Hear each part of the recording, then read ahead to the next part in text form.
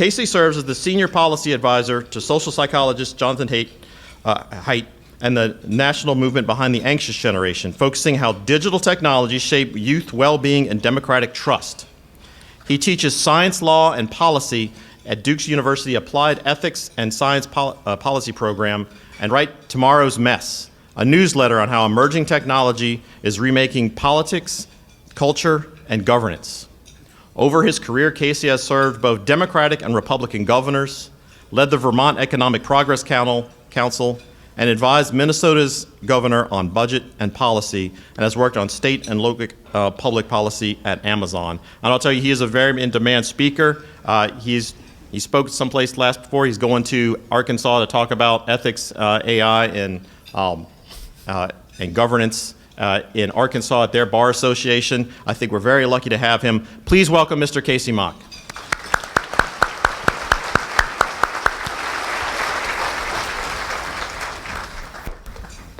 Thank you, Steve.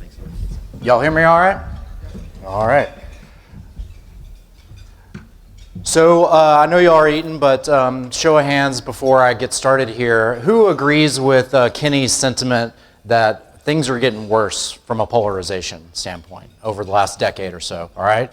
Now keep your hand up. Keep your hand up if you think that it is inevitable, right? The situation that we find ourselves in feels inevitable. All right, we got a couple of hands, but a lot of optimists in here. I like to see that. So I think I want to start there because, you know, I'm going to spend the bulk of my remarks talking about a problem. I got some time at the end for a solution, but really I think that this content's important because a problem well understood is a problem half solved.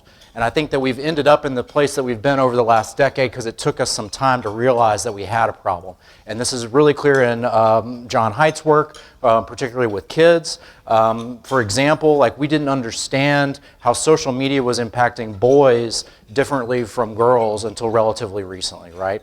So now that we understand the problem, we can get to work at solving it. And you know, those of you here in the room, state lawmakers, local and state officials, and those who work on policy, y'all are a key part of the solution. States are moving on this stuff much more than the federal government is, but that's not a new thing. That's always been the case. Kenny and I were talking before this, that antitrust, for example, before the Sherman Antitrust Act was passed, it was states that led the way with dealing with the robber barons, the railroad robber barons, in the 1880s in Ohio and New Jersey.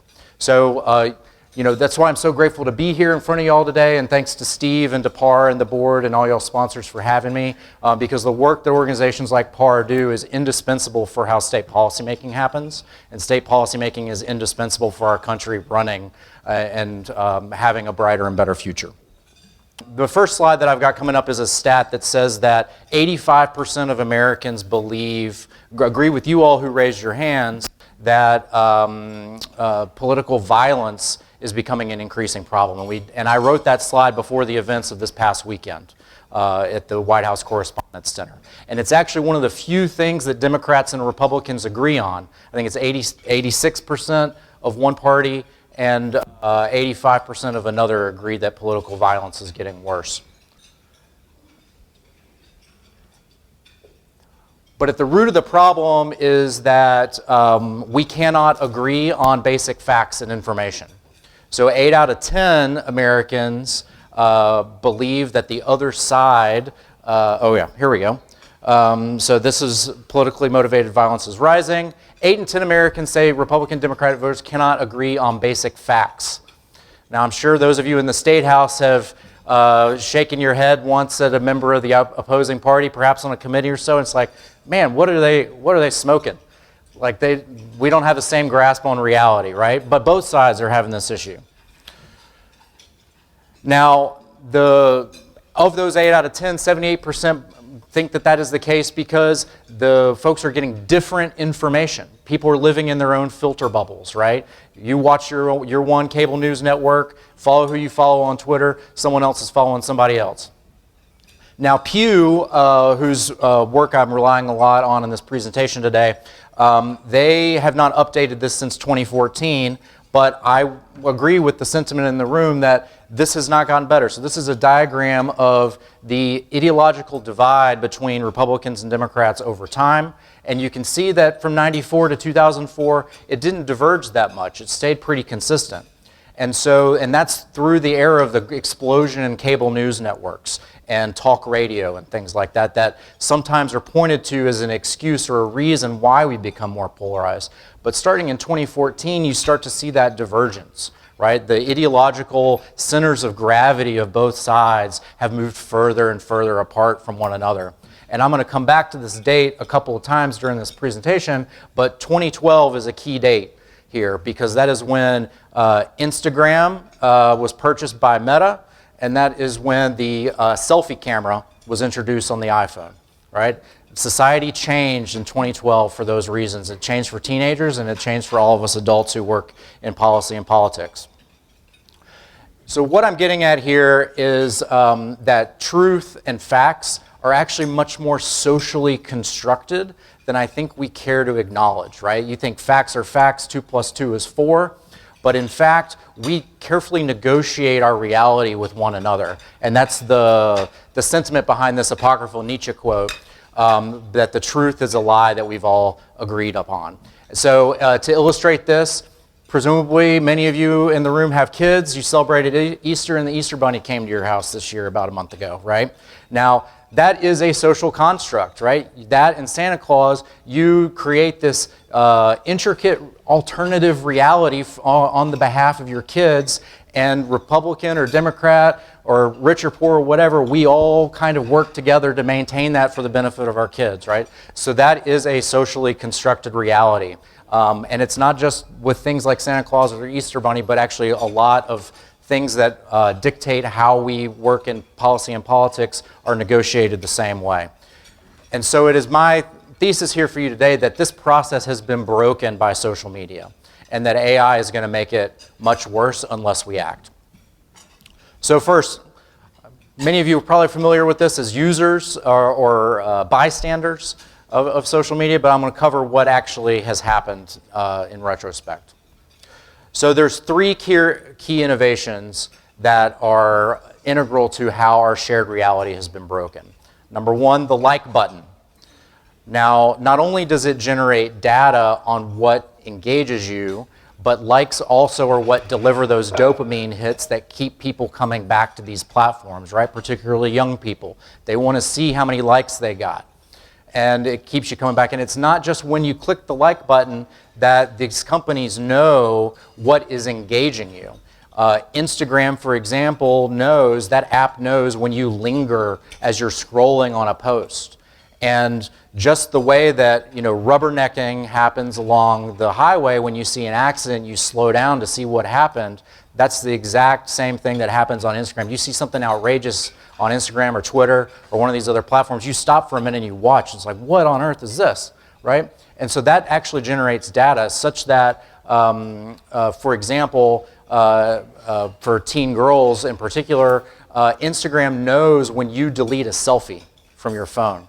And so Instagram chooses that moment to serve teenage girls ads for beauty products because of the assumption that they, at that moment, because they deleted that selfie, have low self-esteem or body image problems. This has actually come out in public whistleblower disclosures about Instagram, and was the subject of U.S. Senate testimony last spring. So all of the data that these apps are generating ends up being used against us. The share button, right? That one speaks for itself. It makes content spread exponentially fast. Fake news travels 6 times faster than true news, is what one study has found, for example. And then finally, the algorithm itself is optimized for engagement to keep you coming back for more, because that is what sells ads, and that's what sells ads at a higher price. And again, coming back to my first point here about the like button, that algorithm is keyed to things that where you're doing that rubbernecking, and so that outrage factor is at the heart of the algorithm here. So here's a more lighthearted example. I don't know if people saw this a few years ago. The birds aren't real guy. He went viral. He did some local news clips where he was drinking a glass of milk and barfed it up on the news broadcast too, and people were sharing it around. So he did this as a combination sort of prank and piece of performance art where he thought he could take something outrageous and make it spread around the internet. So if you aren't familiar with birds aren't real theory, is that every bird you see is a drone. When the bird poops on your car, it's actually a tracking device. The birds, they recharge their batteries when they sit on power lines. And so this, local news outlets, they thought that this was hilarious and they picked it up, right? But he fed into that algorithm where people were doing the rubbernecking because it's like, how on earth is this guy going viral like this? This is so bizarre. I'm going to stop and watch this, right? And so he took advantage of that sort of outrageous factor of the algorithms to popularize something as kind of a big joke. But going to the less lighthearted example, we now have internal documents from the social media companies that acknowledge that they know that outrage drives engagement and they've done nothing about it, and in fact they've tapped into it further. So some whistleblowers about Meta and TikTok released some documents recently. This is a little bit hard to read, but this is an excerpt from an internal Meta memo that says that when content outrages users, they are gripped. And the algorithms presume that users like that content and want more of it. So again, with young people in particular, this is a big problem because, for example, if you're, say, a 14-year-old, 13-year-old, and you're on Instagram and you see something that's borderline pornographic or something that promotes eating disorder content or something like that, if you've never seen something like that before and you're a teenager, you're going to stop and look at that. What is this, right? Is this something I'm not supposed to see? But what the signal that pause sends to the algorithm is give this teen more of it. So this is why if you set up a new TikTok account or a new Instagram account and you register as someone under 16, there's certain behaviors that you can do to make sure that your feed is full of either porn or gambling or eating disorder content within 40 minutes of signing up for a new account. There's been multiple tests shown that the platforms work this way. And so when it comes to politics and polarization, you can see how this translates to outrage and politics too, right? Like so-and-so said something on Twitter against members of the other party. One other thing that always does very well according to the algorithm is when you villainize out what the social scientists call outgroups, right? So people who are marginalized or people who are othered. So an outgroup for me, because I'm an alum of the University of Tennessee, is probably the LSU Tigers, right? Particularly given y'all's new football coach. So any sort of content that I share on Instagram sort of villainizing Coach Kiffin, right, is likely to do very well with my demographic. So that's the villainizing outgroups part of it. And so this, what you see on the left here, this bubble chart, this is from a blog post that Nate Silver, the election forecaster, did last month on his Substack. I recommend you check out. It's about how social media is a political disaster. And he mapped the following and the partisan orientation of the top accounts on X or Twitter. And so you can see that, Elon Musk, obviously his algorithm promotes him, but a lot of these bubbles are very low quality posters, right? They post outrageous things, they post things that villainize outgroups, and if you do one of blue sky, the red and the blue would be swapped, right? Like the phenomenon is the same on the more left-leaning outlet, it's just that X is now more dominated by right-leaning voices. And so what this has done, this quote on the right is from a preprint of a paper that was just released a couple of weeks ago called Tyranny of the Minority. And it's about how a small number of very prolific posters who have learned to tap into that outrage on social media dominate both platforms like X and Blue Sky and some others. And it creates, I love this quote here, that it creates a funhouse mirror version of public opinion. So if you're a lawmaker, hopefully you know right now or by now that what's said on Twitter is not real life, right? And hopefully you're paying a lot more close attention to what your colleagues in the State House are saying. But a lot of people have made that mistake, and again, because this drives our political conversation these days, we have this illusion that the other side is more extreme than it truly is. So I'm going to conclude this section with this quote from Renee DiResta, who's a social media researcher. She did a lot of work about 10 years ago on the Islamic State and its recruitment using social media. And so what the Islamic State would do is they would find disaffected young men on social media by virtue of their public activity, move their conversations into private DMs in order to solicit, in order to recruit them further into terrorist acts or whatever. And she coined this phrase of a bespoke reality. Maybe you've heard of a filter bubble, but I think she would say that a bespoke reality is actually a better way of putting it, because filter bubble implies that there's information being put in front of you that's being sorted some way based on your preferences.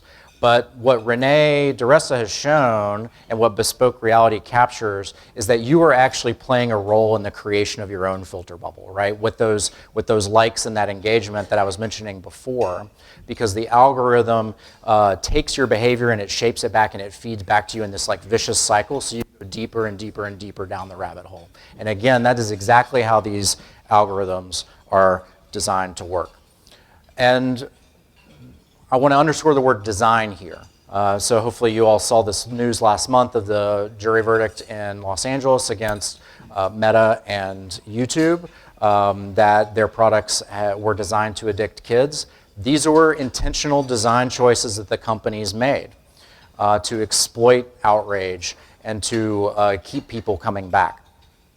And so a jury found these two companies guilty of that, on large part because we had so many internal documents that have come out from whistleblowers and from state attorneys general investigations around the country. And I believe Louisiana's Office of the Attorney General has been a real national leader in this, and so I hope you all encourage them to keep up the good work there too.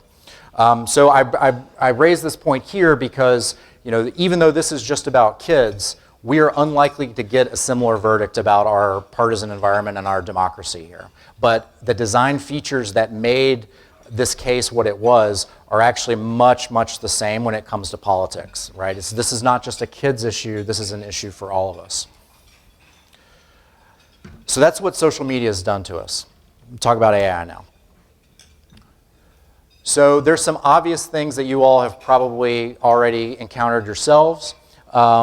One of them is that AI is going to deepen those bespoke realities. So this is a tweet from Amy Kramer, who I believe was the chair of the North Carolina Republican Party in the last presidential election. And this photograph is an AI deepfake. And she had shared this on Twitter in the wake of Hurricane Helene hitting Western North Carolina. And not knowing that it was a deep fake. People called her out for it, and this tweet was her response. She says, I don't know where it came from, and honestly, I don't care. It's seared into my mind forever.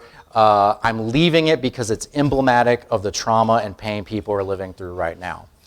Large language model AIs, like the ones that we all have today, are not machines that produce answers that are right? These are not machines that spit out the truth or fact. They are machines that are designed and built to produce results that seem right.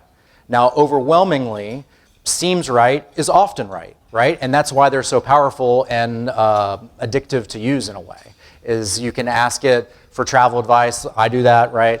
You can ask it for lots of things, and it will give you an answer that seems right, and seems right is good enough.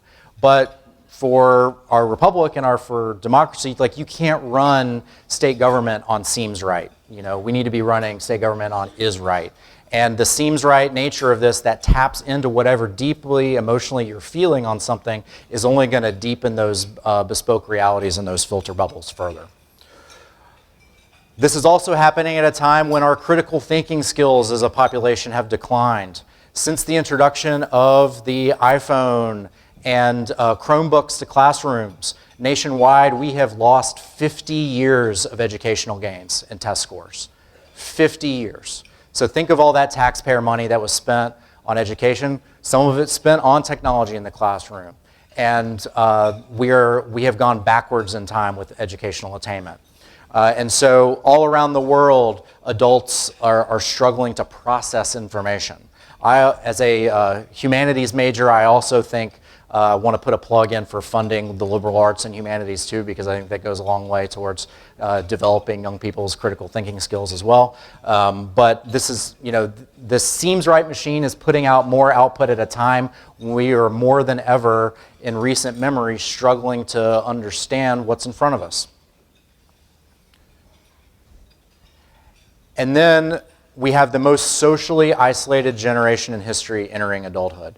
So this chart on the left is daily average time with friends spent by age. And you can see that vertical line in the middle, 2012, that's the Instagram selfie camera date. And you can see after that date, for all age groups, time spent with friends starts to decline. Now, the precipitous decline at the end you can see is related to COVID, social distancing, that last aspect. But you can see the trend before that is really clear. Young people in particular, ages 15 to 24, had already for 6 or 8 years been socially isolating before it was mandated. And that's because they were on their phones. So that's all context. I could give a separate talk about each one of those topics. But what I want to highlight for you is things that aren't as obvious, that I find scary and challenging. So first, artificial intimacy as a business. This is the business model of many of these new AI chatbot companies. I'll talk a little bit more about that. And then second, this one's a little bit more philosophical, but there's the issue of synthetic speech. For the first time in the history of our species, we do not have an exclusive monopoly on language, right? There are now machines out there that generate language as if a human wrote it. And that speech is entering our information environment, and those machines have no moral compass, they have no sense of what's true, and they have no sense of duty to any of us. So first, artificial intimacy as a business.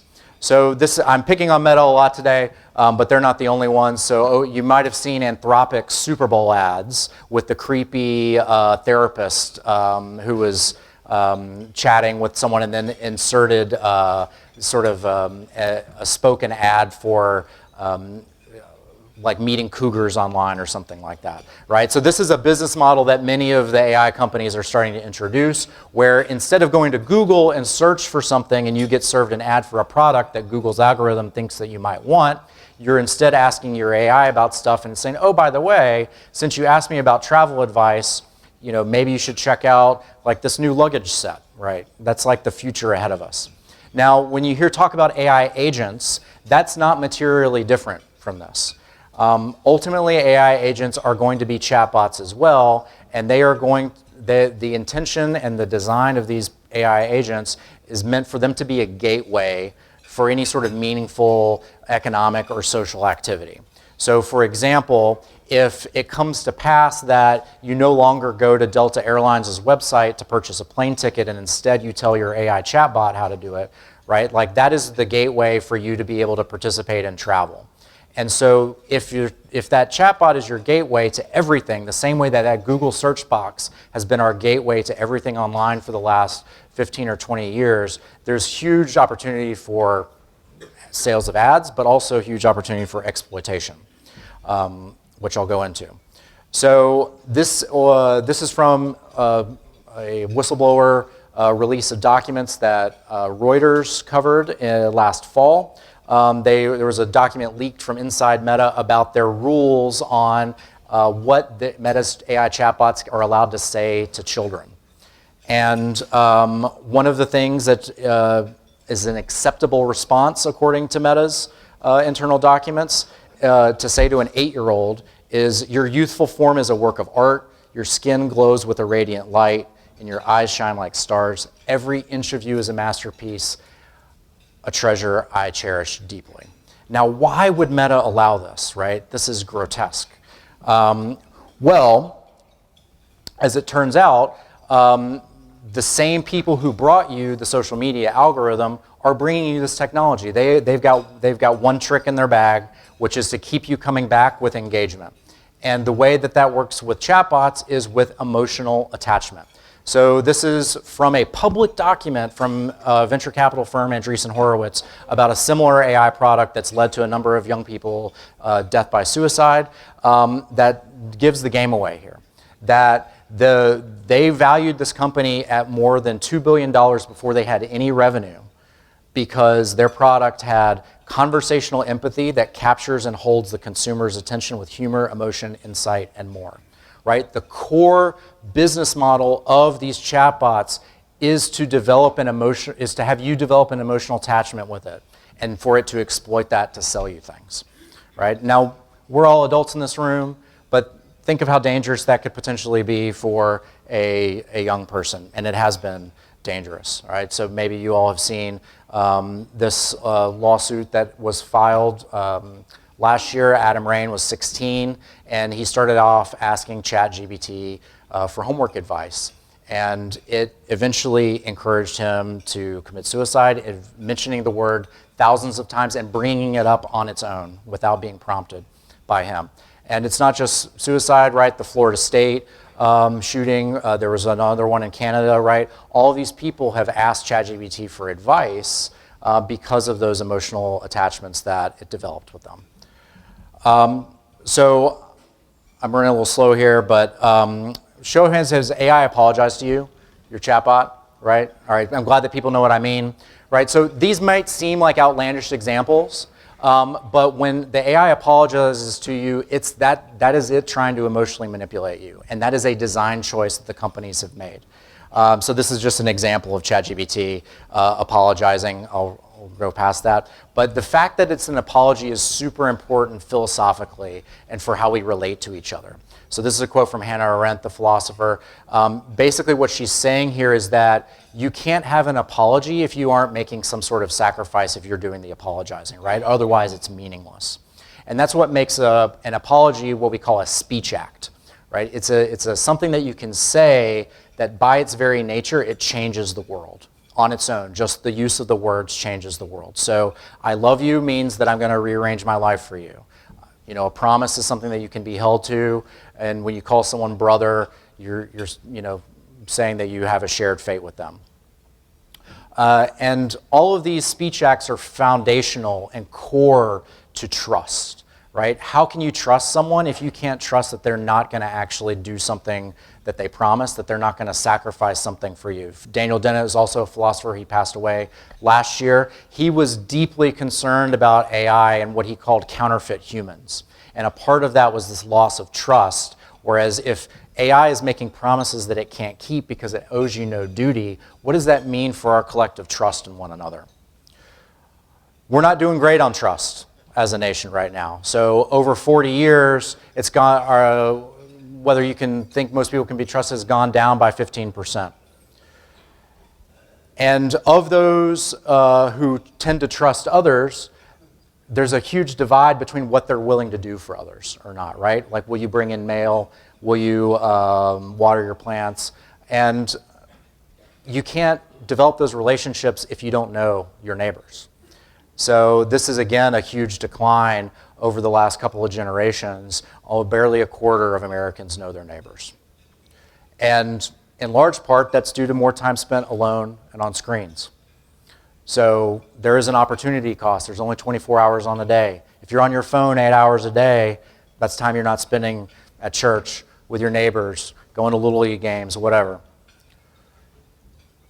And so Mark Zuckerberg said last year on a podcast that when he's talking about the market opportunity for Meta, that the average American has three friends and has room for many more. And Meta, with their product, they hope to fill that.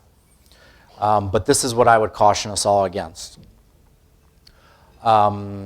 because it will end up driving us further apart. So I want to make sure that we have plenty of time for questions, because I think I'm at 27 minutes or so, Steve. But we've got some levers for, particularly tech levers for reversing tech-driven polarization that I'm happy to discuss with you all. These actually dovetail and overlap a lot with what we're working on at the Anxious Generation team with protecting kids online. It turns out, because again, these are design choices that are baked into these products that were intentional that these companies made, that the solution for protecting young people online is actually very, very similar to the solutions for reversing this drive towards polarization. So number one is protecting your freedom of thought. Anytime a state passes any sort of law on social media, there's immediately a court challenge on First Amendment grounds. I think Louisiana has a social media law that's currently, or that's been struck down by a court on First Amendment grounds. But you can't meaningfully exercise your First Amendment rights if you can't think freely first. And so we need more robust protections to protect our freedom of thought from these companies that would seek to sort of cognitively interfere with your processes. And so we've got a number of model bills on our team that we work with a number of partners on just how to do that.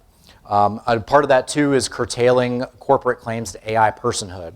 So the tech companies are hard at work in a number of jurisdictions right now claiming that AI has rights itself, has speech rights. Their response to one of these lawsuits about a young person who committed suicide from a chatbot was to claim that the chatbot had a First Amendment right to deliver the results that it did. If AI has First Amendment rights, I would argue that that would minimize the First Amendment rights of everyone in this room. So that's point one. Point two is accountability, as we said earlier. So that lawsuit in LA is part of it. But these tech things are products, not services. They are products. Products liability law, tort law should apply. Now, courts need help applying old concepts and from common law to these new technologies. There's some thorny things about who's responsible when that legislatures can really help with.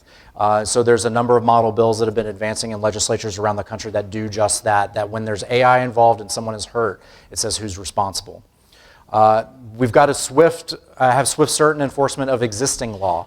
Antitrust is a huge gap here. And it's unfortunate that President Trump and his first administration initiated all these antitrust cases against these large tech companies, which President Biden's administration actually continued, only for them to be abandoned last year. So Google, for example, received a guilty verdict as a monopoly last year, but there were no remedies. And so the current administration has really pulled back from its first term priorities as well as its campaign promises on enforcing antitrust law against these companies. But states, again, state AGs in particular, are stepping up here around the country.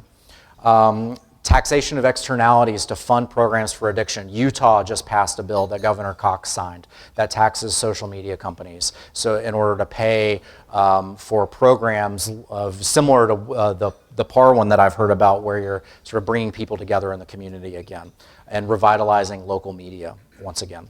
And then finally, investing in physical community. It is incredibly hard in this country in some areas, particularly in rural areas, but also underserved urban areas, to find a third space to get together with people where you don't have to spend money. Right, with the decline in church attendance and other social participation, we've lost many of these community spaces where people used to spend time with their neighbors. And now we're all isolated at home scrolling. So there needs to be massive investment in creating those spaces for people to come together once again. And then finally, for young people, policies that support childhood independence and free play. This generation that's coming of age now is probably the most overparented in history, where parents around the country have been reported to Child Protective Services or even arrested for sending their kid down the street to go buy a half gallon of milk. Now we've worked with a number of jurisdictions to pass laws clarifying the definition of childhood neglect so that parents don't feel afraid to send their kid out and tell them to come home when the street lights turn on. That was what I was told when I was a kid, but that doesn't happen anymore. And there needs to be more opportunity for kids to get out and learn to fail in a way that's still healthy and safe. And so those are our high-level solutions. If anyone's interested, we have a website on the Anxious Generation team called the Childhood Index, childhoodindex.org, where you can see how Louisiana stacks up against other states on many of these measures. Utah and New York tied for first in our inaugural ranking. We'll be updating that in June to reflect the end of state legislative sessions across the country. And with that, I'm happy to take any questions y'all might have.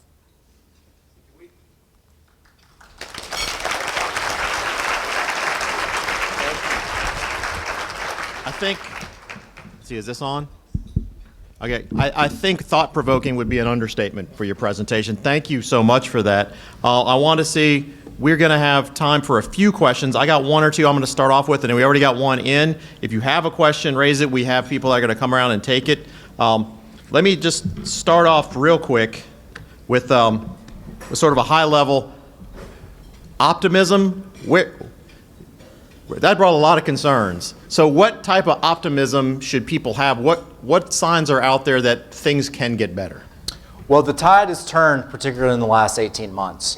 When I was a lobbyist for Amazon, it was pretty easy to just go shut anything down because there was this perception among state lawmakers that it was only the people at the tech companies that had the expertise about the tech. But the nonprofit and research sector has grown, and we're much more able to provide like that input and expertise from the other side of the issues. So, and it's working. Like parents, I think, also have realized and seen the impact that these products have made on their own kids and their own kids' like educational experiences. And we've really seen sort of a groundswell of parents getting involved around the country in the political process on things like phone-free schools, for example. And so that's the start of something, if you ask me. And more and more states are taking action because of that grassroots pressure. Right, great. Let's see. So we got something. Good. This actually comes from one of y'all. I'll even need signed it, so I'm gonna let you know this is from the Advocate or someone on the Advocate table. All right, it's Will. Washington Post columnist Megan McArdle recently penned a piece about a recent AI experience that is at a minimum scary. She used Claude to test its limits. She used some of her own work and then asked Claude to name the author. It named it in seconds. She then provided a portion of some of her unpublished work that she had not shared, and Claude still identified as the author. So is it inevitable that we won't be able to keep anything private or secret, given this is increased ability of AI to suss out who we are? Well, there's a lot in that question. I mean, to the end, look, it only knows about you what you tell it, right? And there's plenty of privacy preserving options out there. I, for one, use DuckDuckGo. It has an AI option, so where it's completely private and doesn't track your information. So you can ask ChatGPT or Claude questions with nothing that's identified about you. But within that, too, was some issues about copyright. And this is something that lawmakers in DC really need to hear from you all on protecting copyright and enforcing the laws that we have today, because unfortunately these companies, with their thirst for training data for these AI systems, they have every incentive in the world to pirate as much as they can. And it's actually been demonstrated that several of these companies have pirated huge repositories of books without compensations for the authors. So there's some other issues there too, but TLDR, it only knows what you tell it. And I would also say that we should probably work to preserve non-AI options to interact with certain systems. So I fear a world in which, let's say Microsoft gets a contract with to run a state unemployment insurance benefits program, for example. I don't know about Louisiana's, but I know in a lot of states like outsource the management of those programs to big firms. And if the only option to apply for unemployment benefits becomes to use that AI system, then you have no option to tell the AI things that you don't want to tell it, that you want to keep private.